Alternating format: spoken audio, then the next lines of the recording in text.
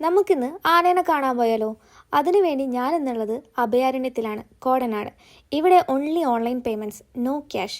അത് കാണുമ്പോൾ തന്നെ ഒരു സമാധാനമാണ്. അല്ലെങ്കിൽ എല്ലായിടത്തും പോയി കഴിഞ്ഞാൽ ഓൺലി ക്യാഷ് എന്നാണ് പറയുക. ഇവിടെ ഫസ്റ്റ് കയറി പോകുന്നത് ബട്ടർഫ്ലൈ ഗാർഡനിലാണ്. ബൈ ദ ബൈ, എനിക്കിവിടെ ഒരു ബട്ടർഫ്ലൈനെ പോലും കാണാൻ പറ്റിയില്ല. അതാണ് മെയിൻ കാര്യം.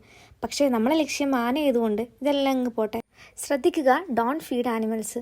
ആനയ്ക്കടുത്ത് എത്തുന്നതിന് മുൻപായിട്ട് നമുക്ക് കുറച്ചധികം ആൾക്കാരെ കവർ ചെയ്യാനുണ്ട്. അതിലൊന്നാണ് മാനുകൾ. 4:30 മണി ആയതുകൊണ്ടും മഴക്കാറുള്ളത് കൊണ്ടും മണ്ണിനും മാനിനും ഒരുപോലത്തെ കളറുള്ളത് കൊണ്ടും ഇവറ്റുകളെ അങ്ങ് ഡിഫറൻഷ്യേറ്റ് ചെയ്ത് കാണാനും പറ്റുന്നില്ല. അങ്ങനെ നമ്മൾ സ്ഥലമെത്തി. ഇവിടെ നിലവിൽ 7 ആനകളാണുള്ളത്. ആ 7 ആനകളുടെ പേരും വന്ന വർഷവും അവരുടെ ചരിത്രവും അവരുടെ സ്വഭാവവും ഒക്കെയാണ് എഴുതി വച്ചിരിക്കുന്നത്. കൂട്ടത്തിൽ ഏറ്റവും പ്രായം കുറഞ്ഞ ആനയാണ് ഈ 21 വയസ്സുള്ള പാർവതി. 6 മാസമുള്ളപ്പം ഒഴുക്കിൽപ്പെട്ട് ദേഹത്ത് പരുക്കുകളൊക്കെ ആയിട്ട് കൊണ്ടുവന്നതാണ് പാർവതിനെ ഇങ്ങോട്ടേക്ക്. 22 വയസ്സുള്ള അഞ്ജന കിണറ്റിൽ വീണതിന് ശേഷം റെസ്ക്യൂ ചെയ്ത് കൊണ്ടുവന്നതാണ് ഈ ചങ്ങായിനെ. ഇത് ആശ. ഞങ്ങൾ സെയിം ഏജാണ്, 23.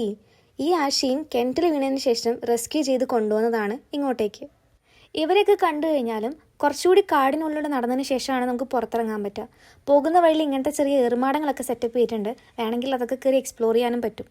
ആനേൻ്റെ കുളിസീനൊക്കെ കാണാൻ താല്പര്യം ഉണ്ടെങ്കിൽ മോർണിംഗ് ഒരു 9:30 അല്ലെങ്കിൽ ഈവനിങ് ഒരു 3:30 ഒക്കെ ആകുമ്പോൾ വന്നു കഴിഞ്ഞാൽ നമുക്ക് കാണാൻ പറ്റും. അവിടെ ഇവിടെയൊക്കെ ആയിട്ട് കുറേ ഊഞ്ഞാലുകളുണ്ട്. ഓരോ മരത്തിൻ്റെ ഇടയ്ക്ക് കുറേ ഇങ്ങനെ നടന്നതിന് ശേഷം ഇങ്ങനെ വന്ന് ഊഞ്ഞാലാടുമ്പോൾ നല്ലൊരു കുളിരുണ്ട്. ഭയങ്കര ഫീലിംഗ് ആണ് ആക്ച്വലി. ഒരു ദിവസം പകുതിയൊക്കെ നമുക്കിവിടെ വന്നിട്ട് എക്സ്പ്ലോർ ചെയ്യാനുള്ള ഓപ്ഷൻസ് ഉണ്ട്. പയ്യെ നടന്ന് ഓരോ കാഴ്ചകളൊക്കെ കാണാൻ അടിപൊളിയാണ്.